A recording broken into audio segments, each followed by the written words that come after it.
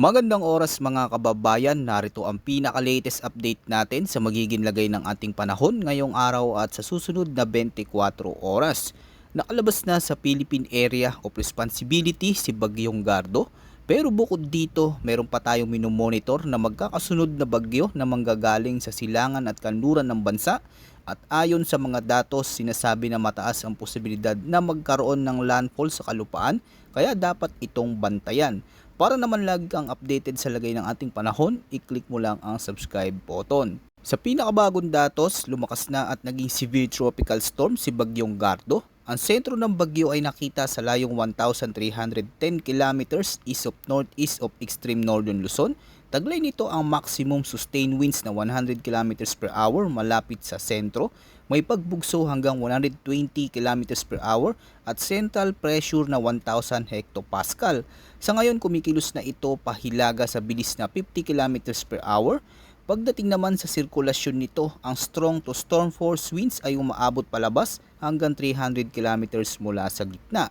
Meaning kahit papalayo na sa bansa si Gardo, hindi ibig sabihin ay wala itong impluensya sa ating bansa. Dahil sa lawak ng sirkulasyon nito ay hinahatak at pinapalakas nito ang southwest monsoon o habagat na siyang nagdudulot ng makapal na ulap at maulang panahon sa malaking bahagi ng Luzon. Kaya mahalagang bantayan hindi lang mismo sa magiging track ng bagyo, kundi sa mga lugar na direktang nakaharap sa daloy ng habagat, lalo na sa kanlurang bahagi ng bansa. Sa forecast weather condition ngayong araw, unahin natin ang Pangasinan, Zambales at Bataan kung saan inaasahan ng tuloy-tuloy na pag-ulan dulot ng aktibong southwest monsoon o habagat. Dahil sa mabilis na pagpasok ng mamasa-masang hangin mula sa kanlurang bahagi ng bansa, posible ang malalakas hanggang sa matitinding pag-ulan sa ilang lugar. Dahil dito nanatili ang banta ng flash floods at landslides, lalo na sa mga mababang lugar, tabing ilog at mga komunidad na malapit sa kabundukan. Samantala para naman sa Metro Manila, Cordillera Administrative Region, natitirang bahagi ng Ilocos Region, Cavite, Batangas, Bulacan, gayon din sa Tarlac, Pampanga, Occidental Mindoro, Palawan, Antique, Iloilo, Guimaras, Batanes at Babuyan Islands, inaasa ng maulap na kalangitan na may kalat-kalat na pag-ulan at mga thunderstorms dulot pa rin ng habagat. Dahil dito malagang bantayan ang biglaang pagbaha at pagguho ng lupa, lalo na sa mga mababang lugar malapit sa gilid ng bundok at mga komunidad na malapit sa ilog at sapa. Sa Metro Manila at mga karatig lalawigan, maaaring magsimula ang araw na maulap bago magkaroon ng biglaang pag-ulan, lalo na pagsapit ng hapon at gabi. Posible rin magkaroon ng sunod-sunod na thunderstorm kaya mahalagang maging handa sa mabilis na pagbabago ng panahon. Sa Cordillera at natitirang bahagi ng Ilocos Region, maging alerto rin dahil ang mga pag-ulan ay maaaring maging katamtaman hanggang minsan ay malakas dahil sa bulubunduking topografiya ng mga lugar na ito.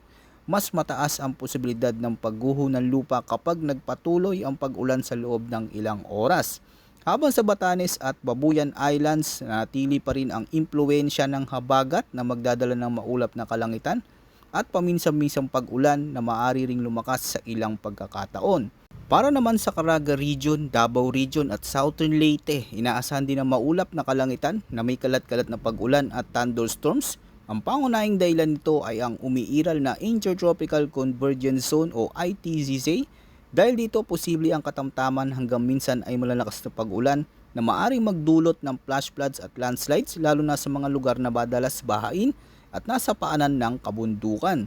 Samantala sa natitirang bahagi ng Luzon at Visayas, asahan ng partly cloudy to cloudy skies na may mga rain showers o thunderstorms dulot pa rin ng habagat. Tandaan sa oras na mabuo ang malalakas na thunderstorm, maaari itong magdala ng matitinding buhos ng ulan, malalakas na pagkulog at pagkidlat at pabugso-bugsong hangin na maaring magdulot ng biglaang pagbaha o pagguho ng lupa sa mga apektadong lugar. At sa natitirang bahagi ng Mindanao, inaasahan ng partly cloudy hanggang cloudy skies na may isolated rain showers o thunderstorms, dulot naman ito ng umiiral na localized thunderstorms. Karaniwan itong nabubuo tuwing hapon hanggang gabi dahil sa matinding init sa maghapon. Bagamat panandalian lamang ang mga pag-ulan, maaari pa rin itong maging malakas sa ilang lugar at magdulot ng localized flash floods at landslides. Ngayon, dumako naman tayo sa latest tropical cyclone threat forecast na inilabas ng Pag-asa para sa week 1 mula June 25 hanggang July 1. nananatiling aktibo ang banta ng tropical cyclone development sa ating monitoring area. Bagamat nakalabas na ng Philippine Area of Responsibility o PARSI na bagyong Francisco at Gardo, patuloy pa ring binabantayan ng mga bagong weather disturbance na maaring mabuo sa silangan at kanluran ng bansa. Sa silangang bahagi ng Philippine Sea, may namomonitor na isang tropical cyclone-like vortex na inaasang mabubuo sa loob ng Tropical Cyclone Advisory Domain. Posible itong pumasok sa PAR, ngunit sa ngayon ay low to moderate pa lamang ang posibilidad na tuluyang maging isang ganap na bagyo. Samantala, isa pang tropical cyclone-like vortex ang maaring lumitaw sa bahagi ng West Philippine Sea, subalit mababa pa rin ang tsansa nitong maging isang tropical cyclone sa loob ng unang linggo. Meaning sa ngayon hindi pa organisado ang susunod na sistemang ito, pero sapat na mga signal at malinaw na kailangan pa ring bantayan ang mga susunod na cyclone updates natin. Pagsapit naman ng week 2 mula July 2 hanggang July 8, nagpapatuloy ang posibilidad ng panibagong cyclone activity sa paligid ng bansa. Ang unang weather disturbance ay inaasang kikilos sa bahagi ng Philippine Sea patungo sa Northern Luzon na may moderate na posibilidad ng pagdevelop bilang bagyo. Samantala, ang isa pang disturbance ay inaasang lalabas naman sa kanlurang bahagi ng PAR habang nananatiling katamtaman ang tsansa nitong maging isang tropical cyclone. Bukod dito, may isa pang panibagong weather disturbance na posibleng mabuo sa silangan ng Philippine Monitoring Domain, ngunit sa ngayon ay mababa pa rin ang posibilidad na tuluyang maging bagyo ito. Ngayon naman kung sisilipin natin ang sitwasyon gamit ang ibang weather models, may ilang posibleng senaryo na unti-unti nang lumilitaw sa mga forecast. Ayon sa bagong datos sa mga susunod na araw, pagsapit ng June 28 may mabubuong weather disturbance sa silangan ng bansa na maaaring tumawid sa bahagi ng Southern Luzon bago lumabas sa West Philippine Sea. Mahalagang bantayan ang ganitong uri ng development kapag ang isang tropical disturbance ay unang tumawid sa kalupaan at pagkatapos ay muling lumabas sa mas mainit na karagatan sa kanlurang bahagi ng bansa. Maaari itong muling ma-develop ng mas malakas depende sa kondisyon ng atmosphere at sa paligid nito.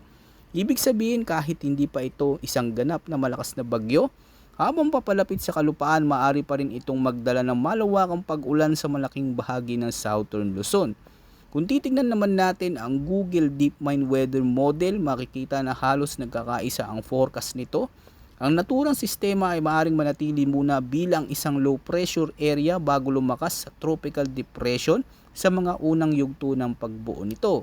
Bukod dito mga kababayan, may nakikita ring panibagong weather development sa mas malayong silangan ng Philippine Sea. Tandaan sa tropical forecasting, hindi sapat na tignan ang bawat sistema ng magkakaiwalay. Madalas na magkakaugnay ang mga ito at may mga panahong sunod-sunod ang pagbuo ng mga weather disturbance sa iisang rehiyon.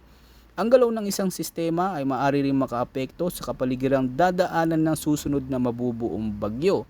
Kaya ngayon papalayo na si Gardo sa ating area of responsibility, mas nakatuon ang pansin ng mga weather model sa mga posibleng susunod na development sa silangan ng bansa.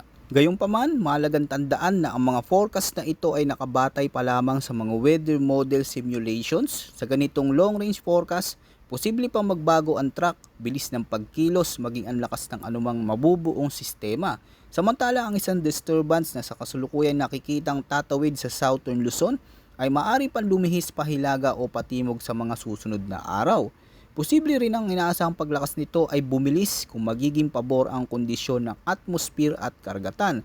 Kaya patuloy natin tutukan ang bawat update at ipapaalam agad namin sa inyo ang anumang mahalagang pagbabago sa forecast. Maraming salamat sa inyong patuloy na panonood at tulad ng lagi naming paalala, manatiling alerto, manatiling handa at mag-ingat po tayong lahat.